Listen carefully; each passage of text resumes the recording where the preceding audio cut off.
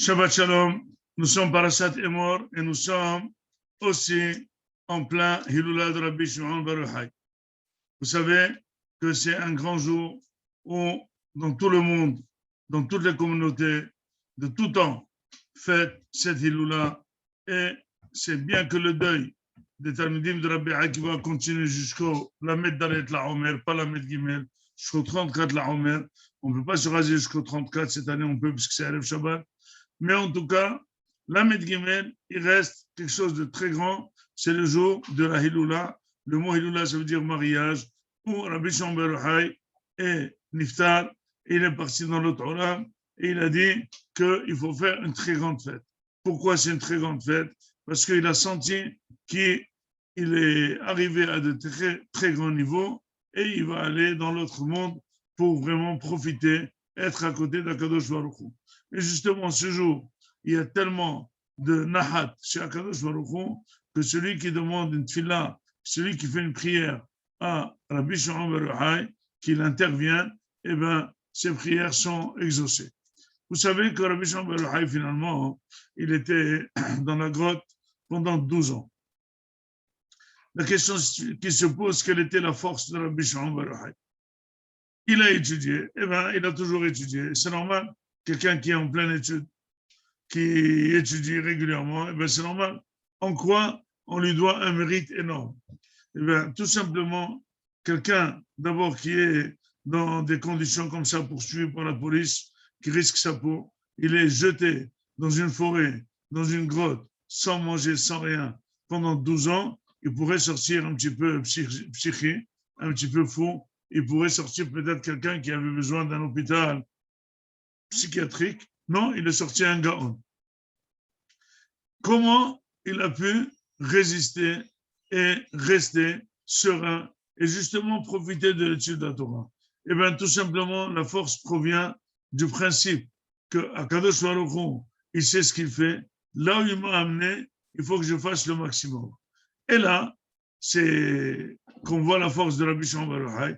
Il ne s'est pas préparé pour un jour, il s'est préparé peut-être jusqu'à la fin de sa vie. Comment on le sait? Tout de suite, il a dit, si je dois rester ici des années, comment je vais m'habiller? Comment je vais me laver? Comment je vais retenir des habits pour prier? Eh bien, il a tout de suite commencé à surveiller les habits qui étaient sur lui, rentrer dans comme une grotte, et puis il étudiait toute la journée la Torah. Et là, finalement, il a tout oublié. Il a oublié ses tsarotes, il a oublié sa famille, il a oublié sa femme, il a oublié son beau-père, il a oublié les hachamim, il a oublié ce rave qu'il a dénoncé, que ça devait lui faire très mal, et finalement peut-être devenir fou de ça. Non, il a tout oublié, il s'est mis à étudier, et il a accepté les moyens de bord. Il a accepté son sort. Et là, on voit qu'il s'est préparé justement à profiter de cette solitude pour avoir des étapes extraordinaires de Ruhniyut. Et c'est là qu'il a eu le Zohar et toute la Gdusha. Et donc finalement, la force de la personne est de reconnaître dans la tzara que quand il est quelqu'un, il a un malheur, il faut qu'il reconnaisse que c'est Hachem qui l'a mis dans son malheur. Et Akadosh Baruch Hu est avec lui malgré tout, et à lui de savoir bénéficier le maximum de cette situation. Un Rav a expliqué, a raconté ici à Bnei Brak qu'il y avait une famille normale qui est partie en vacances. Et finalement, ils ont acheté un vélo à leur fils pour passer les vacances. Ils sont partis dans les vacances. Son fils, il a fait un tour, un deuxième tour, un 10e tour. Il s'est fait écraser, il est mort avec cette bécane. Finalement, ils ont terminé les Shiva et ils sont revenus des vacances. Et là, la femme a dit à son mari, je te prie, achète un vélo à l'autre fils. Il dit, son mari me dit, oh, tu n'es pas folle, on vient de terminer maintenant un décès d'un enfant à cause du vélo. Tu es en train de me dire maintenant d'acheter encore un vélo pour le deuxième fils. Non, mais ça va, tu as la tête. Il dit, non, elle a dit, non, je suis très sérieuse. Je veux que tu lui achètes le vélo parce que tant qu'on n'achète pas un vélo à l'autre fils, on se rend compte, on est en train de dire que c'est le vélo qui a tué mon fils. Or, c'est Akadosh Baruch Hu qui a tué mon fils. Pour vraiment vivre cette situation, qu'il n'y a qu'Akadosh Baruch Hu qui a fait ça, eh bien, il faut réacheter le vélo. Rabbi Shimon a dit, si Hachem a fait ça, c'est moi, je dois faire le maximum de ce que je peux. Et finalement, il a atteint un niveau extraordinaire. Quand il est sorti, il était tellement spirituel que toute personne qu'il avait en train de travailler avec une charrue, en train de labourer, il la voyait et elle brûlait de suite. Akadosh lui a dit, mais ça va? Mais dis-moi, tu es venu démonter le monde que j'ai créé, reviens à la Mehara, reviens à cette grotte pendant 12 mois. Dit la Gemara, pourquoi il a été jugé 12 mois? Parce que, dit la Gemara, Mishpat Reshaim, Begehinna, Yud Bet Hodesh. Le jugement d'un rachat, c'est 12 mois. Toujours, nous, quand on fait l'année d'un défunt, on a fait 11 mois. Pourquoi, quand on fait le premier anniversaire, on le fait pendant 11 mois? Pourquoi pas 12 mois? Une année, c'est 12 mois, c'est pas 11 mois. Il dit, les enfants, ils doivent respecter le père. Si jamais ils font 12 mois, ça veut dire qu'ils dénoncent, qu'ils déclarent sur leur père qu'il est rachat. On n'a pas le droit. Donc, nous, on vole un mois pour dire que notre père n'était pas rachat. Mais finalement, la Gemara a dit que Rabbi Shimon il était rachat. Pourquoi il était rachat? Parce qu'il voulait brûler le monde d'Akadosh Baruch Hu. Il a dit, reviens. Il a été puni pendant 1 an. Et finalement, en ressortant, qu'est-ce qu'il devait voir? Tout simplement, normalement, c'est lui qui devait labourer.